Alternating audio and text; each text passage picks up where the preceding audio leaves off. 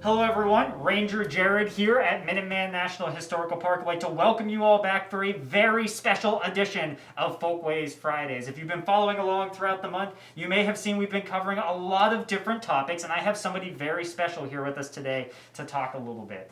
Hi everybody, my name's Nikki Walsh and I'm the curator here at Minuteman National Historical Park.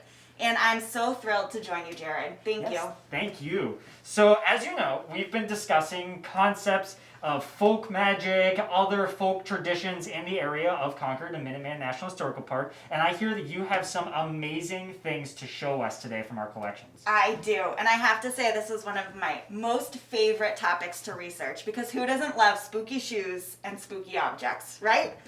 So, yes, I have a selection. A lot of this is archaeological, or it was found during restoration of the home. And we talk in archaeology a lot about concealed objects, and that basically just means objects that were placed very specifically to ward off spirits, ghosts, witches, and all sorts of evil spirits. Okay, so I see that we have a few varieties of different things here. It looks like we have some shoes and some other bits and pieces here. Can you tell me a little bit about what exactly I'm seeing? Yeah, great question. I got my gloves so I can safely handle objects. And I'm going to pick up this shoe right here. This shoe was found in the wayside, as well as this one and that one, which I can hold up in a minute. And these date to about the 1830s. They were placed in the floors and the walls. And that was to ward off evil spirits, like I was mentioning earlier. They were intentionally placed. And for those wondering how we dated them, you could actually date them based on the shape of the toe and also the if the sole goes straight or if there's a left or right. So that's how we know that these are approximately 1830. And they were probably placed sometime around the 1840s or 1850s. Okay, so you said that they were placed intentionally? Yes. Doesn't that seem crazy nowadays to put a shoe in your floor? And you notice these shoes are worn. They definitely weren't new shoes. But the idea is that shoes were placed under the floorboards and the walls, under chimneys, because they had the imprint of the person. And so if you think you're standing on your feet all day, your feet imprint into your leather shoe. So when you were about to get rid of them, what did you do instead? You waited until your next big project at home and you put it in the floor or the wall to protect you, to trick the spirits into thinking that's you. Okay, so this kind of becomes an extension of you is the idea. Okay. Exactly. And I want to highlight one more shoe that we have here. So these are 1830s in the wayside. This is from Hartwell Tavern. And you can see it has a different point to the toe. It is an earlier shoe. So this shoe was deposited under the chimney of the 1830 lean-to that was added around 1830. And this is a late 18th or early 19th century shoe. So think 1790s or so. Oh, wow, okay. And we can again tell that by the shape of the toe and the fact that there's no right or left. It's just a straight shoe. Wow. And the shoe, aside from the fact that it was placed near a chimney, which is a telltale sign, it was also cut. And that could be superstition reasons, or it could be you only had this shoe. You need to put it in a couple different places. Let's cut it. Get more bang for your buck. Okay. Wow.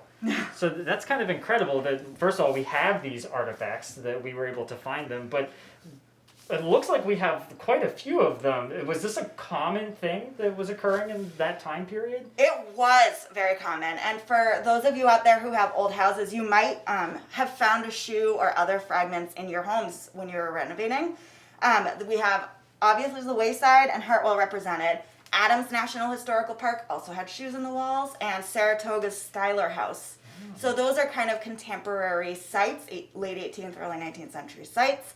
It wasn't, I wouldn't say there was one in every house, but it definitely, we see it around. Yeah, that's an interesting thing that you bring up there, because, I mean, we talk about this in terms of superstition, right? Something that we don't exactly know if it's true or not, but for these people that are putting these things into their walls, this is very real. This was very much something that would help protect them and their families in the case of an evil spirit or something else coming after them. Right. I mean, in the way that we put locks on our door to keep intruders out, they put shoes in their walls and other objects under the floorboards and under the windowsills to protect themselves. This was very real fear.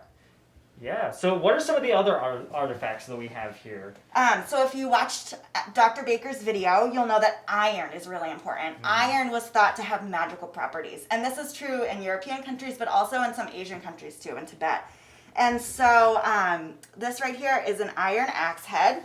And I will pick it up and show you. It's quite heavy. It's been conserved, which is why it's in great shape.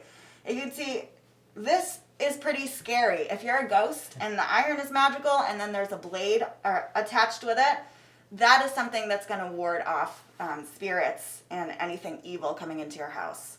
So iron axes. You also have this very traditional horseshoe. And so a lot of people put horseshoes on their door for good luck. And that stems from this idea that iron was magical and that it would ward away evil spirits. Oh, wow. So where was that horseshoe found at? So this was also found in Hartwell Tavern. Oh, really? The provenience or the location where it was found is a little less clear, but it appears that it was also buried under the floorboards. Oh, wow. Okay. Yeah. So that's one of the things that Dr. Baker talked about, right? Is all about context. Where are we finding these things at? Because if you're finding it under the floorboards of the house, the chances that it's probably put there on purpose are very high, right? Exactly. And so one of the things that we looked for when we were trying to find these objects, we have 250,000 artifacts and archaeological artifacts in the museum collection here at Minuteman. And which ones did I pick? I had to look really carefully at the provenience information, where they came from, like you said. Yeah. So the cutlery like you have right here, there was a knife found underneath the windowsill. And so I looked specifically at entry points, chimneys, doors, windows. Spirits apparently couldn't go through walls very easily, so they weren't as worried about that. But any entrances they had, they would want to protect themselves. So broken knives, if something broke in your house, like I said, more bang for your buck, you would use it to protect yourself. Okay, so you're talking about vulnerable places in the house, right? Exactly. Places of entry, even things like wells and other... Exactly, okay. yep. Yeah. What are some of these other items that we have here? So I also, aside from our cutlery, our axe, and our horseshoe, we also have, I pulled this nail from our collection. And this nail in and of itself wasn't necessarily a find that was concealed, but it relates directly to this ceramic object right here. And in addition to shoes and iron, we also have witch bottles. And this was 17th century. It went into the 18th century a little bit, but it was a tradition where you would fill a ceramic vessel or a chamber pot or a glass bottle with nails. You ready for this? Urine, fingernails, just gross. And the goal of that was to trick the spirit into thinking that you were inside this bottle. They would go and attack the bottle instead of you, and they would be covered in urine and fingernails. So okay, so it's very much along the same lines as the shoes, right? It's an imprint of you to trick the spirit. Exactly, okay. That was the goal. And we also have some coins here.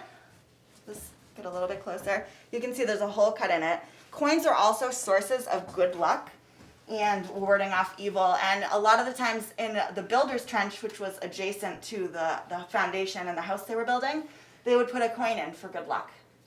Okay. So we have some coins here. Do you want to hear the grossest thing that people would put in their walls?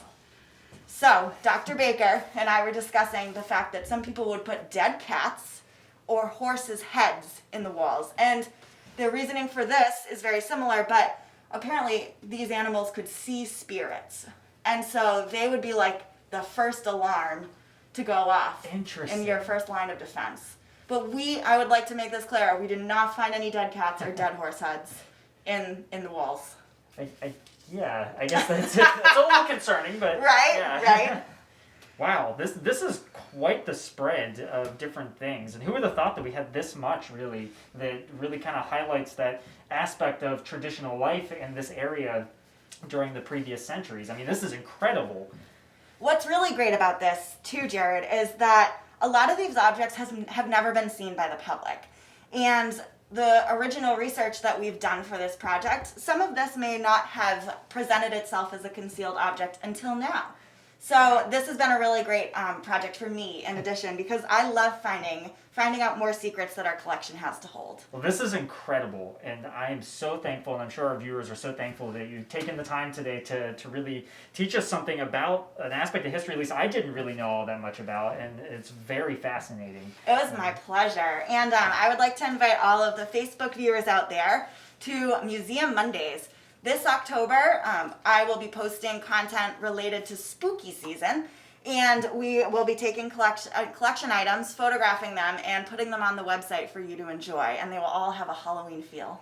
That sounds fantastic. Thank you so much again, and we'd like to thank you all for joining us today on our Folkways Friday, and we hope to see you interacting with some of our other posts and checking out those very amazing Museum Mondays that Curator Nikki is going to be posting coming up. So, I'd like to invite you all to join us again and to have a wonderful day. Thank you.